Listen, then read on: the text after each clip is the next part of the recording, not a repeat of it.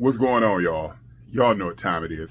Time for news for dudes and information women can use. I want to touch bases on Facebook Marketplace. And if you don't want to wait around and really know the ins and outs of Marketplace, then I'll let you know I like it. Now, for those of you who want to stick around and learn more about it, please subscribe, hit the like button. Don't forget to share, because I'm going to tell you, out of all of the outlets that I've personally experienced, and I've used Mercari, I've used Letgo, those I did not have any success at all. I've also used, I'm currently using eBay and Amazon, and those are decent. Each of the platform has a different dynamic and a different style and a different reason why I use them. I gotta say, if we're gonna talk about the vast majority of people being able to be on a platform that reach more people, e-commerce type website, I prefer eBay. Simply because eBay is really simple to use and you can post almost anything on it. Amazon, I have my gripes against Amazon. I have some things on Amazon, some desk and mortar bowls and stuff like that.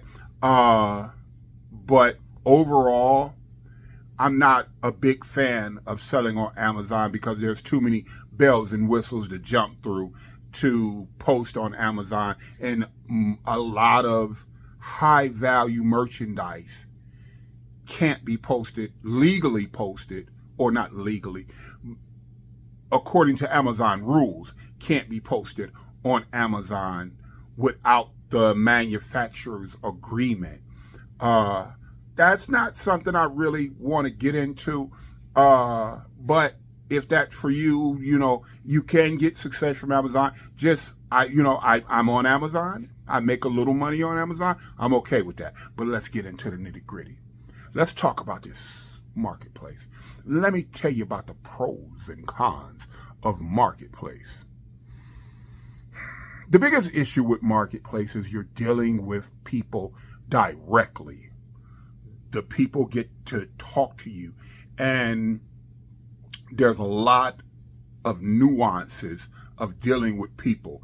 If you are sensitive, temperamental, if you don't have patience to deal with people, marketplace ain't for you. It really just ain't for you. If you think you've done everything necessary you need to do to let people know about your product on marketplace, you still ain't done enough.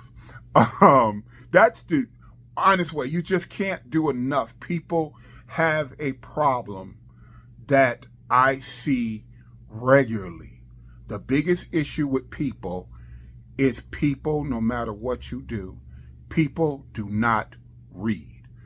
I advise you to make sure you put your product on there and be as clear as possible about the product. I don't go into a big product description of everything the product does and all of that. I make sure I try to put the dimensions in and make sure that I let people know that it's brand new, and they'll still come back and ask me. The title says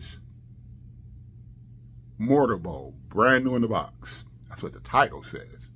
And they'll still come back and ask, is it used? Is it brand new?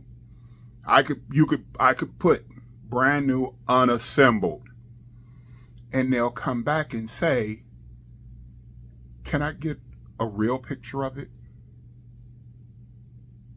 Because I use stock photos. What is a real picture of something that's brand new in the box, unassembled? But people don't read. And when I come back and say, it's brand new in a box, unassembled, they ghost me. Don't care. But out of all, if you don't have the mentality to deal with people, then marketplace ain't for you, because they're going to irritate your soul. They have irritated my soul on a regular basis. But I rein it back, and I just say that's what people do. Now, how do I post on marketplace? I try to keep the title, whatever it is, concise as possible. And sometimes like I said, I'll put brand new in the box or brand new unassembled.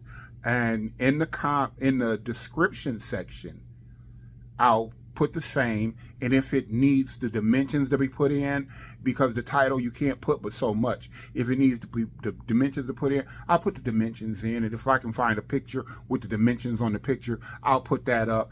And then when someone says, what are your dimensions, I can always respond with, hey, that's the second picture, or that's the third picture, because some people don't scroll the pictures. And I try to be as open as possible about any of the merchandise. I'm a business, so the biggest issue or the biggest concern most people have is who they're dealing with. And some people prefer to deal with individuals over dealing with businesses. And that's because, the point I'm about to get to, that's because they want to negotiate, and it's hard to negotiate with a business because businesses have overhead. And because I have overhead, people automatically feel, well, he's not going to negotiate. Well, I set my prices based on the item, but most of them I set about 50 to 60% of retail. So you can buy something brand new for me at a great deal less than what it costs in a store. But people still want to negotiate. A lot of people feel like you should mark your price up so that they can talk you down. And I kind of feel like that's not what I want to do. Simply because if you mark your price up, if people don't want to pay that, there's a lot of people who just will see that price and feel like, I don't want to pay that price. That's too much for me to pay. So if I'm not going to pay that price, I'm not going to contact the person, and I'm not going to send them the negotiated price. Because granted, a lot of people will pay whatever I have posted. Majority of the people pay what the price I have posted. And there's some people who just want to barter, to negotiate. Some people want to haggle you. That's the word I was looking for. Some people just want to haggle you. No matter what price you set, no matter how low you make that price, they just want to haggle you, because I'm dealing with a person. I'm not dealing with a company. I'm not dealing with an employee. I'm dealing with a person, so I can get a cheaper price. And I don't feel there's nothing wrong with wanting a cheaper price. I just feel like there's something wrong with how cheap you want it. I could put something up for $300, and somebody would come and tell me, hey, I'll give you $150. Now, granted, if I charge $300, then it's worth $500 in the store. But you're going to offer me $150. Can't do it. Won't do it. Not me. And granted, it all depends on what you have into it. And some people feel a profit is a profit is a profit. So hypothetically, if you had $75 into that you're charging $300 for, some people would feel like, well, if I get $100 for it, that's fine. Well, I don't feel the same. I feel that anything without a value is worthless to someone. So if someone can haggle you down lower than what you truly want, you'll be known as that cheap person. You'll be known where to go to get cheap stuff. to haggle that person down. That's just my opinion. Stick to your guns. If somebody wants it, they'll pay for it. Now, again, I use eBay and Amazon, and there's something like a backup for me. And don't get me wrong, Marketplace, I've done months where I've made $12,000. You know, there's been months when easily several months out of the year I could make $10,000 in a month, and depending on the merchandise that I have. What should you sell on Marketplace? I don't know, because almost everything will sell. Some things sell faster than others. If you have tools, if you have a connection with tools, tools sell fast. Boom, I said it. It's out there. You can sell tools really fast. Depending on the time of year, outdoor furniture and outdoor equipment sells fast. Boom, I said it. Those are the things that sell the fastest to me. Things for cars sell fast. Yeah, like almost everything I've had for vehicles has sold within a couple of days. And it depends on the item and the cost of the item. You know, if it's smaller things that, you know, if you're selling like a muffler or a tire or something that's readily available, it don't sell as fast. But more high-end kind of stuff, rims, what do you call those things that go in the front of your car? The ram bars. That's not what they're called, but that's what I'm calling them right now. But those sell fast. Racks that go on your luggage racks, they all sold fast for me.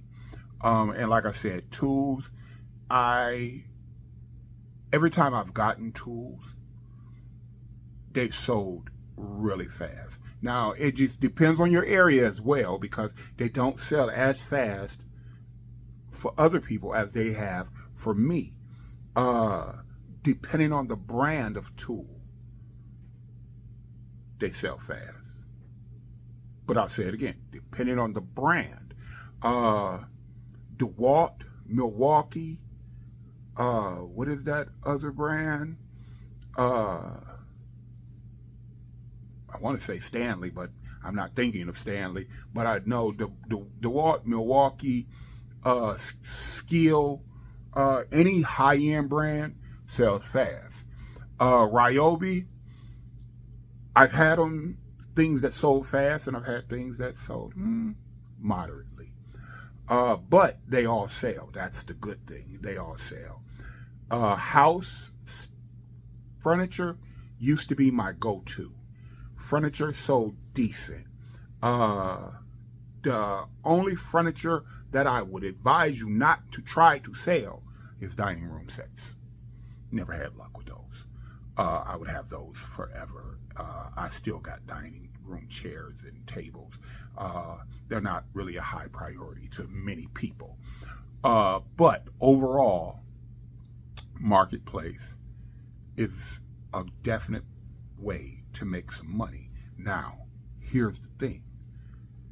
When you put up a post, if you have room in your title, make it a deal. Say something in the title to make it a deal. Huge sale, 50% off, weekend sale, price drop. It gets people attention. You get people attention, you make money. And I also advise you always upsell your clients and possibly get their contact information. One of the biggest things that I did wrong in the beginning was I did not communicate with people. So when they came and bought stuff, it was like, hey, how you doing? Hey, I have this. Hey, you, great sale. You have a nice day. I didn't communicate with them. Well, now it's more like, what else do you need? Anything else you need? Let me know. Hey, let me take your information so that when I get something, I can let you know. And that works a lot because your return customers are who are going to keep you in business. Your return customers and your referrals. Ask people, tell people about me. Let people know I got this. Do you know somebody who needs this? You'll be surprised at how people respond because they always want to help. But with that being said, I made big money on Marketplace. You can too.